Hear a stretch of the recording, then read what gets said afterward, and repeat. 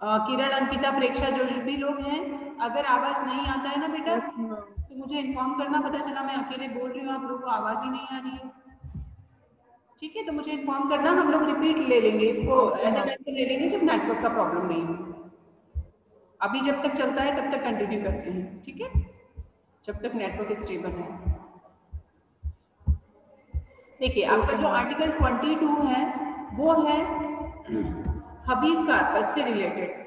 CrPC में भी आप इसके कई सारे प्रोविजंस आपको पढ़ने को मिलेंगे कि अगर किसी पर्सन को अरेस्ट किया जाता है तो अरेस्टेड पर्सन के क्या राइट्स हैं।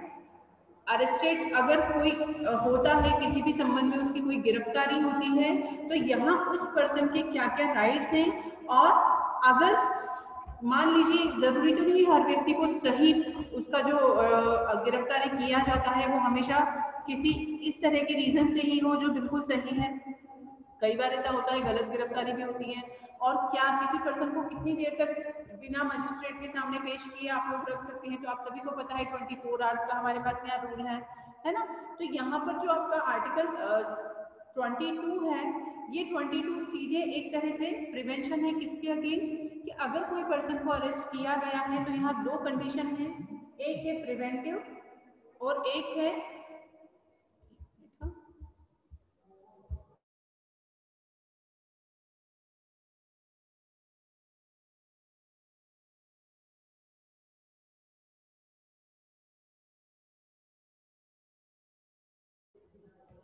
तो यहाँ पर मान दो तरह के जो चीजें हैं, एक हमारा होता है नॉर्मल पनिशमेंट होता है या नॉर्मल अरेस्ट होता है, जिसमें कि डेफिनेटली पता होता है कि भाई पुलिस ने कोई इन्वेस्टिगेशन किया है, उस इन्वेस्टिगेशन में पता चलता है कि इस पर्सन ने किसी तरह का क्राइम किया है, तो उसे डायरेक्टली अरेस्ट कर लिया जाता है ना, अरेस्ट वारंट के साथ। यहाँ हमेशा आप थोड़े से वकील बन जाओ, आप लोग हर चीज में लॉजिक आपको देखना है, हर चीज के पीछे ये चीजें देखने की क्या किसी को ऐसे ही गिरफ्तार कर लिया जाता है क्योंकि अब आप लोग सीआरपीसी पढ़ रहे हो, या पुलिस वालों को भी राइट है कि किसी के सामने जाकर खड़े हुए और उसे अरेस्ट कर लिया? Is it possible? नहीं, अरेस्ट वारंट होता है। इसी तरह सर्च करना है किसी को तो उसके लिए सर्च वारंट होता है, किसी के घरों में तलाशी लेनी है तो उसके लिए सर्च वारंट निकाला जाता है ना? तो जब किसी को अरेस्ट किया जाता है, हाँ आंखों के सामने अगर कोई क्राइम हुआ है तो उस कंडीशन में तो आप डायरेक्ट अरेस्ट कर सकते हैं कि पुलिस वाले के सामने ही कोई क्राइम हो रहा है या हमारे सामने कोई क्राइम हो रहा है, तो उसे बोला जाता है प्राइवेट पर्सन कब किसी व्यक्ति को अरेस्ट कर सकता है। तो वो some conditions are there, even magistrate, some private person और जो भी अथोराइज पर्सन है, हमारी आंखों के सामने अगर होता है तो उसमें भी हम लोग कर सकते हैं। बट नॉर्मली देखा जाए तो किसी पर्सन को अरेस्ट करने के लिए अरेस्ट वारंट इशू होता है और उसके बाद ही किसी को अरेस्ट किया जाता है। कुछ जो बाकी सारी कंडीशंस हैं जो मैंने अभी डिस्कस की वो सारी आपको सीआरपीसी में पढ़ने को मिलेंगी। एक तो होता है कि पनिशमेंट के लिए particular crime has been done, उस कंडीशन में अगर किसी को गिरफ्तार किया है वो एक अलग पार्ट है। एक होता है प्रिवेंटिव, है ना? दो तरह की गिरफ्तारियां होती हैं, एक तो नॉर्मली किसी ने क्राइम किया है उस कंडीशन में उसे अरेस्ट किया जाएगा, सेकंड प्रिवेंशन के लिए किया जाएगा। प्रिवेंशन वाले शायद आप सभी लोग समझते हैं 152 में गिरफ्तारी होती है सीआरपीसी। अभी आप पढ़ना कि कुछ ऐसी चीजें होती हैं कि पुलिस वालों को ऐसा लगता है कि कुछ ऐसे पर्टिकुलर ओकेजन पर कुछ लोग न्यूसेंस क्रिएट कर सकते हैं, तो उन्हें ऑलरेडी उस ओकेजन के पहले ही अरेस्ट कर लिया जाता है 24 आवर्स के लिए या कुछ घंटों के लिए। गुंडे टाइप के जो लोग होते हैं, जो लोग न्यूसेंस करते हैं, पब्लिक न्यूसेंस, उन लोगों को वो होते हैं प्रिवेंटिव अरेस्ट, प्रिवेंशन के लिए। अब मान लीजिए किसी भी तरह का है, तो क्या किसी व्यक्ति को जब गिरफ्तार किया जाता है तो एक तरफ तो हमने अभी आर्टिकल 21 पढ़ा है ना, प्राण और दैहिक स्वतंत्रता। जब उस कंडीशन में ऑलरेडी आपको बोला गया है कि हर तरह का व्यक्ति को जीवन जीने का अधिकार है, तो जब अरेस्ट भी किया जाता है उसके साथ ये नहीं है कि आपके सारे के सारे फंडामेंटल राइट्स या आपके जो ह्यूमन राइट्स है वो खत्म कर दिए जाए। हो सकता है किसी ने क्राइम किया है, किसी का मर्डर किया है, बट उस कंडीशन में भी कुछ उसके कुछ राइट्स होने चाहिए। और आर्टिकल 22 इसी के साथ डील करता है कि अगर उस पर्सन के कुछ राइट्स है तो वो क्या है। तो सबसे पहले उसमें कि अगर किसी व्यक्ति को गिरफ्तार किया गया है तो उस कंडीशन में right of being informed as soon as may be of the ground of arrest. जिससे गिरफ्तार किया गया है उसे उसकी गिरफ्तारी का ग्राउंड बताया जाना बहुत जरूरी है। किसी पर्सन को क्यों गिरफ्तार किया गया है, उसके पीछे क्या रीजन है, उसने ऐसा किस तरह का क्राइम किया है।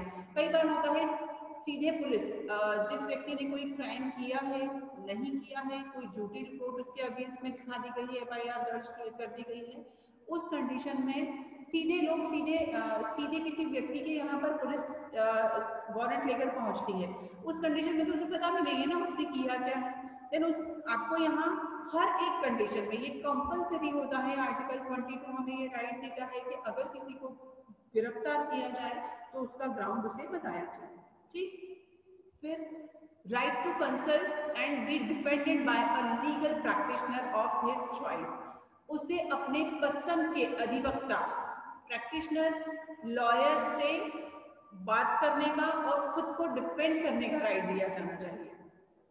ठीक है, यहाँ ये भी कंपलसरी है। और आप लोगों का एक क्वेश्चन बनेगा सीआरपीसी में फुल लेंथ का कि अरेस्टेड पर्सन की क्या राइट्स हैं, तो उसकी एक बहुत लंबी लिस्ट है जिसमें उसे ग्राउंड्स जानने का राइट है, उसे मेडिकल चेकअप का राइट है, उसे प्रॉपर फूड मिलना चाहिए, प्रॉपर फैसिलिटीज जो भी एक नॉर्मल ह्यूमन बीइंग के लिए जरूरी है वो दी जानी चाहिए, उसे अरेस्ट का राइट, अरेस्ट जो किया गया है उसके ग्राउंड्स पता हो, उसकी फैमिली को उसके बारे में पता हो, फिर उसे अपील का अधिकार है क्या उसके बारे में पता हो।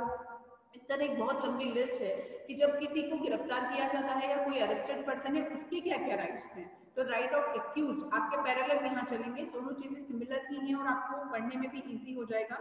इसी के बाद अब अगर किसी व्यक्ति को गिरफ्तार कर लिया गया है तो उसे नजदीकी, एक मिनट,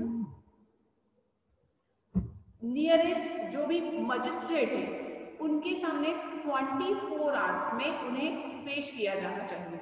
देखिए उसके पीछे कोई तर्क मुझे बता सकता है कि क्या है। आप लोग अभी इतना पढ़ चुके हैं ऑलरेडी कि अगर मैं पूछूं कि भाई इसके पीछे क्या रीजन है, क्यों ऐसा जरूरी है, किरण क्यों ऐसा जरूरी है कि 24 आवर्स में आप पेश करें ही करें, अदरवाइज वो हबीज कार्पस वाला रेट एप्लीकेबल किया जा सकता है और हमारे राइट्स हबीज कार्पस वाले जनरेट हो जाएंगे। क्या तर्क है इसके पीछे, क्या फैक्ट्स है, कोई मुझे बता सकता है कि क्यों 24 आवर्स हमने डिसाइड कर लिया है कि 24 आवर्स में आपको मजिस्ट्रेट के सामने पेश करना ही करना है। किसी ने कभी सोचा? ये तो हम बहुत दिनों से पढ़ रहे हैं सुन रहे हैं, बट इसके पीछे क्या लॉजिक है, कोई बता सकता है मुझे? प्रेक्षा, श्रद्धा, दीक्षा, वंदना,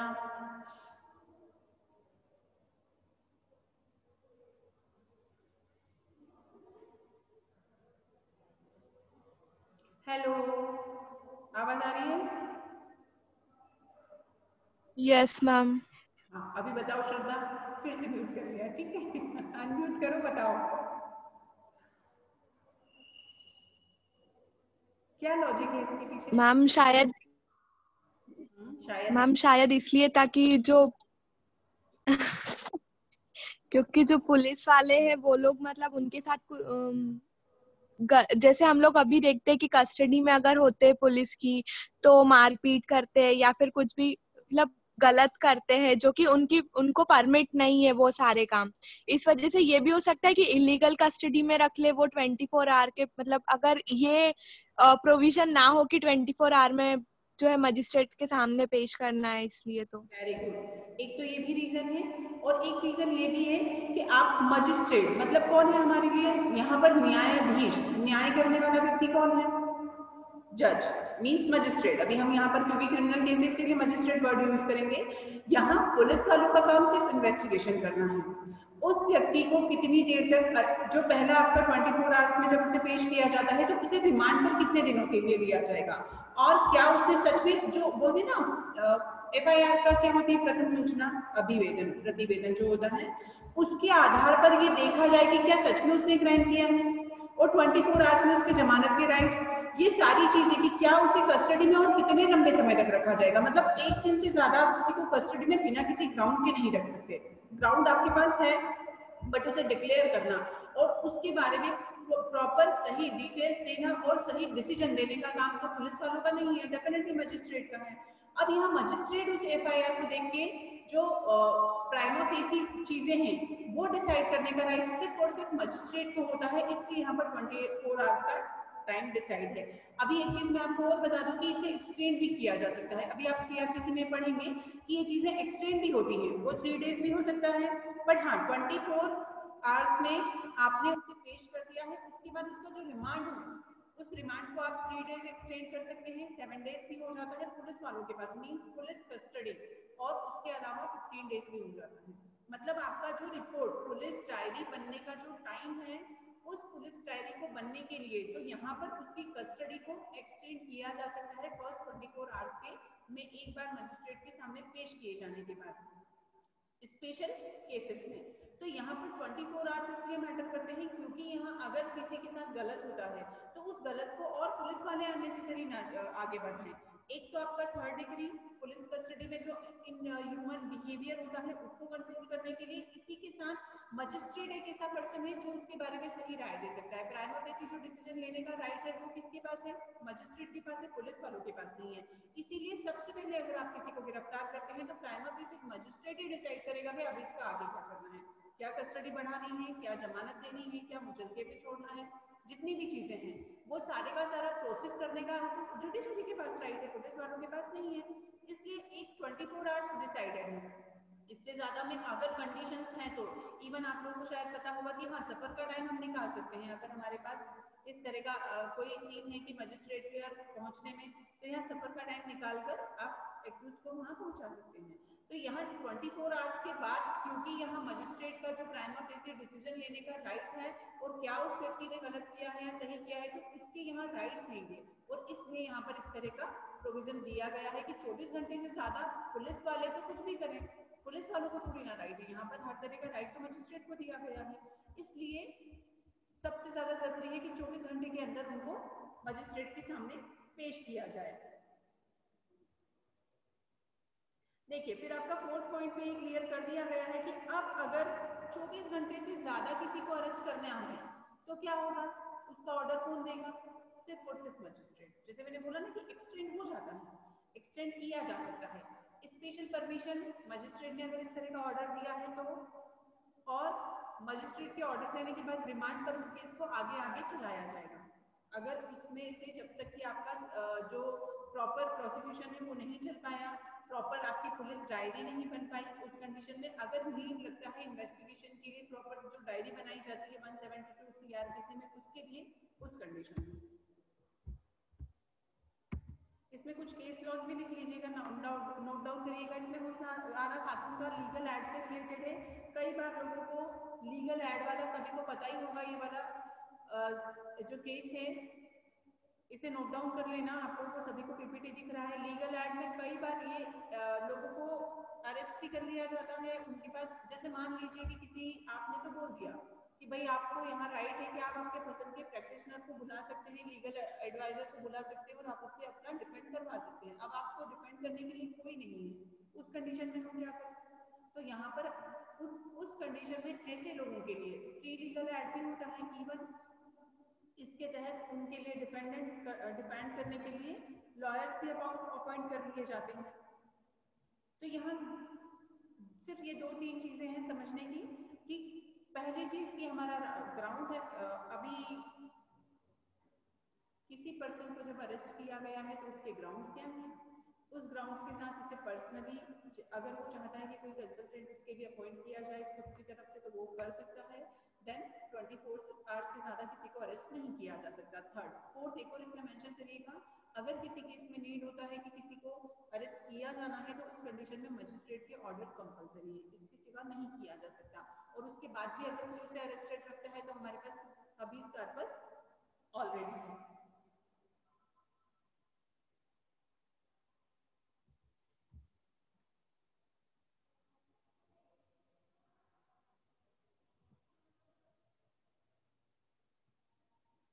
इसमें केस लिखना क्या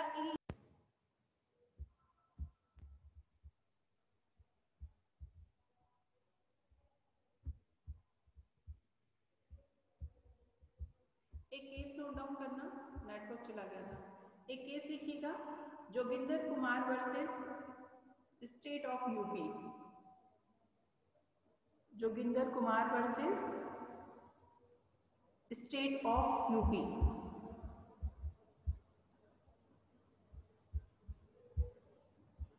ये केस है इलीगल जो अरेस्ट होता है, अवैध गिरफ्तारी होता है। कई बार लोगों को गलत तरीके से गिरफ्तार कर दिया जाता है। उस कंडीशन में कुछ पर्टिकुलर रूल्स बना दिए गए थे। इसका AIR लिखिएगा 1994 ताकि इजीली मिल जाए आप लोगों को, और पढ़िएगा इस केस को। ये केस आपको CRPC में भी काम आएगा।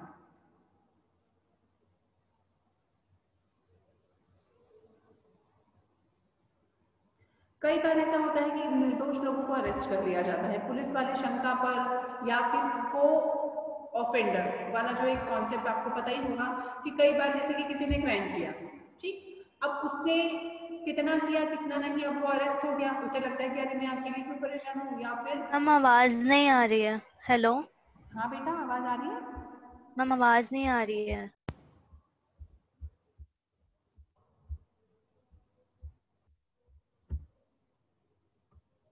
एक्चुअली क्या हो रहा है, तो एक केस मैं आपको बोल रही थी, केस आप नोट डाउन करिएगा, Joginder Kumar versus state of UP 1994 का ये केस है। इसमें एक पुलिस जो आपका नेशनल पुलिस कमीशन है उसने भी एक रिपोर्ट दिया था जिसमें कि कई सारे ऐसी लिस्ट दी गई थी कि इसमें कई ऐसे केसेस हैं जिसमें कि मान लीजिए आप 40 से 50% तक का उन्होंने रेशो दिया था कि यहाँ कुछ ऐसी गिरफ्तारियां भी हैं जो कि अननेसेसरी थी, जिसकी जरूरत ही नहीं थी। अब अगर अननेसेसरी कोई अरेस्ट किया जाता है या निर्दोष को अरेस्ट कर लिया जाता है तो उस कंडीशन में उस व्यक्ति की भी तो कुछ राइट्स होने चाहिए ना। तो यहाँ पर कि सबसे पहले अगर किसी को इस तरह से अरेस्ट किया जाता है तो उस व्यक्ति को बताया जाए कि उसके घर वालों को इन्फॉर्म किया जाए, मतलब वो सारे नॉर्म्स जो कि आपके CRPC में बताए गए हैं वो सारे नॉर्म्स इस पर्टिकुलर केस में भी मेंशन किए गए थे। जैसे होते हैं ना आपके जो सिद्धांत बता दिए जाते हैं, प्रॉपर नॉर्म्स डिसाइड करती है जुडिशरी कि पुलिस वालों को अरेस्ट किया जा, जब पुलिस वाले किसी को अरेस्ट करते हैं तो किन किन चीजों को ध्यान में रखा जाए। तो ये केस आप लोग याद रखिएगा, ये केस आपके लिए CRPC के जो क्वेश्चन आप तैयार करेंगे उसमें भी हेल्पफुल होगा, सर्च कर लीजिएगा इसे, ठीक है, क्लियर है। फिर है आपका आर्टिकल 23।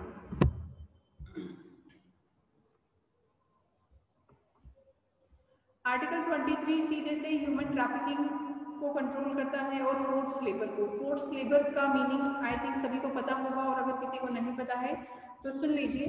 फोर्स लेबर होता है जिसमें कि किसी व्यक्ति को अननेसेसरी काम में लगाया जाना,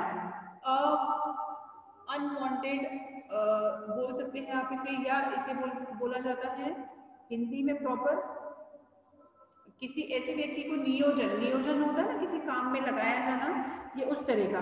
तो ह्यूमन ट्रैफिकिंग किसी भी व्यक्ति को किसी भी prohibition of trafficking in human beings and force labour. Traffic in human beings and beggar and other similar form of forced labor are prohibited, and any contravention of this provision shall be an offence punishable in accordance with law. Nothing in this article shall be prevent the state। देखिए यहाँ पर किसी भी person को क्या खरीदा बेचा जा सकता है। अभी लेटेस्ट अगर पेपर पढ़ रहे होंगे तो इंदौर का एक बहुत बड़ा स्कैंडल पता चला है, अगर आप लोगों ने देखा हो, बच्चों को खरीदने बेचने का। अभी का लेटेस्ट है ये, इसी मंथ का, सर्च करना सभी लोग, इंदौर का लेटेस्ट है। 1 महीने की बच्ची को बेचा गया था और उसके बाद जब उसको पता चला कि इसके पीछे कौन लोग काम कर रहे हैं तो उसके पीछे कई सारी नर्सेस निकली जो ये करती हैं कि अगर कोई ऐसी फैमिलीज हैं जिनके घर पे बच्चे नहीं हैं, उन फैमिलीज से डायरेक्ट डील करके ऐसे डिलीवरीज करवाना जो अनवांटेड चाइल्ड होते हैं, उन अनवांटेड चाइल्ड को किसी और को बेच देना। हमारे यहाँ पर ये इस तरह का किसी को खरीदना बेचना पूरी तरह से निषेध है, क्लियर। और इसके लिए रूल्स भी हैं, हमारे पास पर्टिकुलर एक्ट भी है, क्योंकि किसी भी इसमें सबसे ज्यादा जो शोषण होता है इसके पीछे जो तर्क है या ऑब्जेक्ट है इसका, वो सबसे बड़ा ऑब्जेक्ट ये है कि मान लीजिए अगर किसी को देखिए अभी हम लोग फंडामेंटल राइट्स पढ़ रहे हैं, है ना, मतलब हम ये जानना चाह रहे हैं और हम जान पाते हैं फंडामेंटल राइट्स से कि wow we have lots of rights, ठीक, बहुत सारे हमारे पास अधिकार है, फंडामेंटल राइट्स हैं। कब? जब हम इंडिविजुअली उन चीजों को बहुत अच्छे से यूज कर पाए। अब कोई ऐसा पर्सन है जिसे कि किसी ने खरीदा है, या किसी ने उसे बेच दिया। अब अगर उसे किसी ने बेच दिया तो उसकी लाइफ पर उसका तो राइट नहीं बचा। अब जब उसका उसकी लाइफ पर राइट ही नहीं बचता है तो क्या ये फंडामेंटल राइट्स उसके किसी काम के हुए? नहीं, है ना। जैसे पहले स्लेवरी होता था कि कोई एक व्यक्ति स्लेव है किसी की फैमिली में, देन उसके बच्चे भी स्लेव ही होंगे। पढ़ा है ना हमने अरिस्टोटल में, ये एक तरह का वही कॉन्सेप्ट है। उसी तरह अब अगर आप किसी को खरीदते हैं बेचते हैं, मतलब आप उसको अपने कस्टडी में ही रखते हैं एक तरह से, मतलब आप उसकी पूरी लाइफ पर अब आपका कंट्रोल है। अब अगर आपका कंट्रोल है मीन्स हमारे लिए तो राइट्स किसी तरह से मैटर ही नहीं करते। वही व्यक्ति उसको उसी हिसाब से चलाएगा जिसने उसे खरीदा है या जिसने उसे बेचा है, उसका उसने बदले में अमाउंट लिया है। तो यहाँ पर इस तरह का जो भी एक्ट है वो डेफिनेटली ऑफेंस होना ही चाहिए, क्योंकि अगर हम बात करें कि किसी को हम फंडामेंटल राइट सभी के लिए हैं तो सभी के लिए है तो पहले इन चीजों पर कंट्रोल किया जाए, है ना। क्योंकि अगर किसी को कोई खरीदता है बेचता है तो उससे तो कई तरह के इलीगल काम भी करवाए जाते हैं। उसमें सबसे ज्यादा लड़कियों का शोषण होता है, लड़कियों से अनैतिक इमोरल एक्ट करवाए जाते हैं, सेक्सुअल हरासमेंट होता है, शादियों के नाम पर कई बार ऐसा होता है कि दिखाने के लिए शादी होती है बट उसमें भी डील हो जाती है। कई सारे स्टेट ऐसे हैं जहाँ पर इस तरह का एक्ट आज भी होता है। शादी के नाम पर पैसे लिए जाते हैं, शादी का एक सिर्फ रस्म कर दिया जाता है और खरीद फरोख्त की जाती है। हमारे यहाँ पर इस तरह का कोई भी एक्ट होता है तो वो इलीगल है, और ये सिर्फ और सिर्फ सिटीजन्स को ही नहीं, नागरिक अनागरिक दोनों को मिलता है। इससे प्रिवेंशन प्रोहिबिशन जो है वो सभी के लिए है, चाहे बाहर का व्यक्ति हो किसी और जगह का हो तो भी इस तरह की चीजें एप्लीकेबल होंगी। इसमें केस लिखिएगा, peoples union for democratic rights versus union of India. I will repeat, people unions for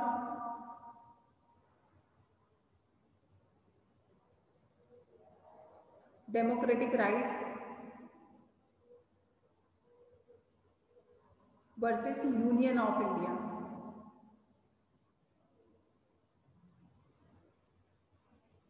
ये फोर्स लेबर से रिलेटेड है। फोर्स लेबर में किसी से बलपूर्वक काम करवाना, बलपूर्वक किसी भी व्यक्ति से अगर फोर्स लेबर, ये इस केस में भी क्लियर कहा गया था कि कोई व्यक्ति किसी काम को, जैसे कि मान लीजिए कोई काम किया जाता है तो उसके बदले आपको क्या मिलता है, वेज दिया जाता है ना, वेजेस दिए जाते हैं। अभी कोई भी व्यक्ति कौन सा काम करना चाहता है ये वो डिसाइड करेगा, आप जबरदस्ती उससे काम नहीं करवा सकते, और अगर आपने काम उससे करवाया है तो उसके बदले आप उसे वेजेस देंगे जो भी डिसाइडेड है ना।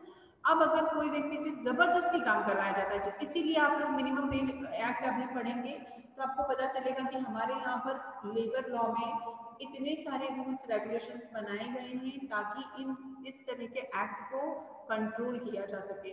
मिनिमम वेज क्या होगा, वर्किंग आवर्स क्या होंगे, वर्किंग आवर्स में किस किस तरह की फैसिलिटीज लेबर्स को दी जानी चाहिए, और अगर नहीं दी जाती है तो कंपनी पर किस तरह का एक्ट किया जा सकता है, एक्शन लिया जा सकता है, लेबर्स को कितनी फैसिलिटीज, हर एक चीज के रूल्स रेगुलेशंस एंड नॉर्म्स बनाए गए हैं। तो यहाँ पर फोर्स लेबर से रिलेटेड ये केस है, इसको मेंशन करिएगा।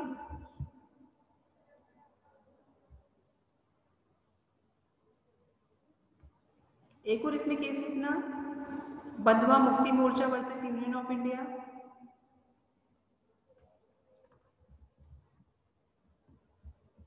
MC मेहता का सभी ने सुना ही होगा, बहुत सारे कारखानों में उन्होंने, बहुत सारे इंडस्ट्रीज को उन्होंने बैन करवाया था जहाँ पर छोटे बच्चों को काम में लगाया जाता था, क्योंकि 14 वर्ष से कम ईयर के जो हमारे यहाँ पर हैं उनके लिए तो ऑलरेडी चाइल्ड लेबर क्राइम है।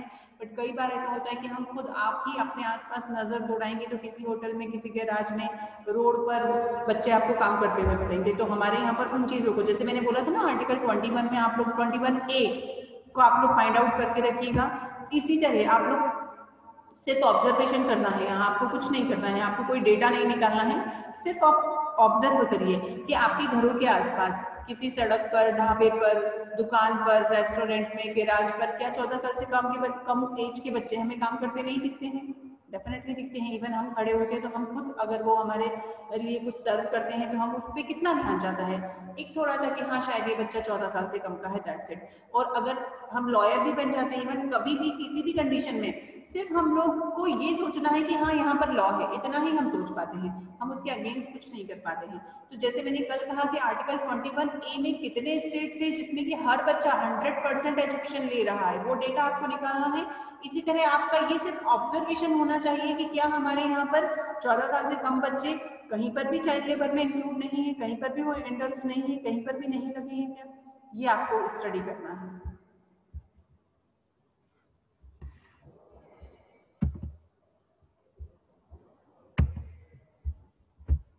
और मैं ये पूछने वाली हूँ, कभी भी अगर आप लोग देखते हैं तो आर्टिकल 24 के जिसके लिए हम डिस्कस कर रहे थे कि कहीं पर भी इस तरह की चीजें होती हैं तो क्या हम उस चीज को डिस्कस जो अभी हमने किया है तो क्या हमारे आसपास इस तरह की चीजें होती हैं या नहीं होती हैं?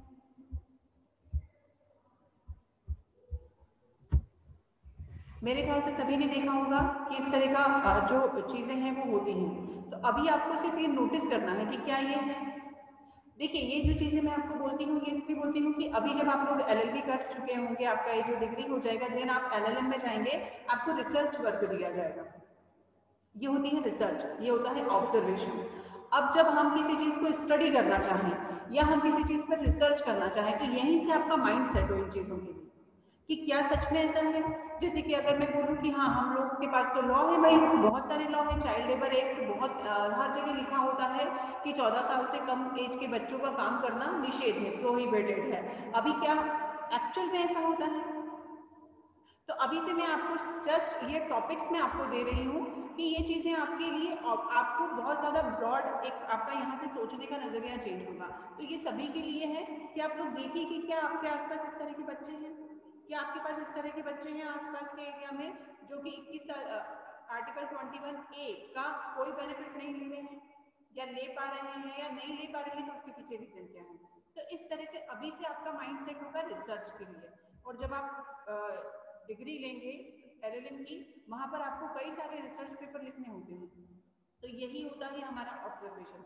हम कुछ नहीं कर पाते हैं ज्यादा, ये मैं आपको क्लियरली बता दूं कि आपके आसपास आपको 10 बच्चे भी दिख जाएंगे, आप कुछ नहीं कर पाएंगे कि हाँ ठीक है, क्योंकि हम लोग भी इतनी सोशल अवेयरनेस जिसे बोला जाता है वो इतना ज्यादा हम लोगों में भी नहीं है, चाहे हम लोग लॉ फील्ड में हैं, बट ये डेवलप होना चाहिए। आपको कुछ नहीं करना होता है, कॉल करना होता है कि यहाँ पर 14 साल के बच्चे से काम करवाया जा रहा है, दैट्स इट, अपने आप एक्शन होता है। तो यहाँ पर ये ऑब्जर्वेशन वाला जो पार्ट है, मैं हर बार हर क्लास में बोलती हूँ कि जहाँ ऑब्जर्वेशन किया जा सकता है वहां आपको करना है कि क्या हमारे लॉज सच में हैं ऐसे कि प्रॉपर इम्प्लीमेंट हुए हैं और प्रॉपर उससे रिजल्ट मिल रहा है, नहीं। तो यहाँ आपको देखना है चीजें। और क्योंकि इस फील्ड में अगर हो तो इस तरह का ऑब्जर्वेशन हर जगह देखा करो, चाहे वो डोमेस्टिक वायलेंस हो, चाहे वो क्राइम हो, चाहे वो लड़कियों के साथ छेड़खानी हो, चाहे वो बच्चों से जुड़े मामले हो, चाहे वो बुजुर्गों से जुड़े मामले हो। अपना ऑब्जर्वेशन को वास्ट कर लीजिए। हम सोसाइटी का ही पार्ट है, यहीं रहते हैं, और अगर हम यहाँ रहते हैं तो क्या हमारे यहाँ पर ह्यूमन ट्रैफिकिंग वाला जो सीन है क्या नहीं होता है? कितने ही लोग हैं इस तरह का डील करते ही करते हैं ना। जब से मैं अडॉप्शन वाली फील्ड में आई हूँ, जब से मैं 2-3 साल से अडॉप्शन वाला पार्ट देखती हूँ, मैंने देखा है कि बच्चों किसी को कारा में नहीं जाना है, डायरेक्टली वो मुझसे पूछते हैं कि क्या मैं हम लोग, एक मिनट ना ये रिकॉर्ड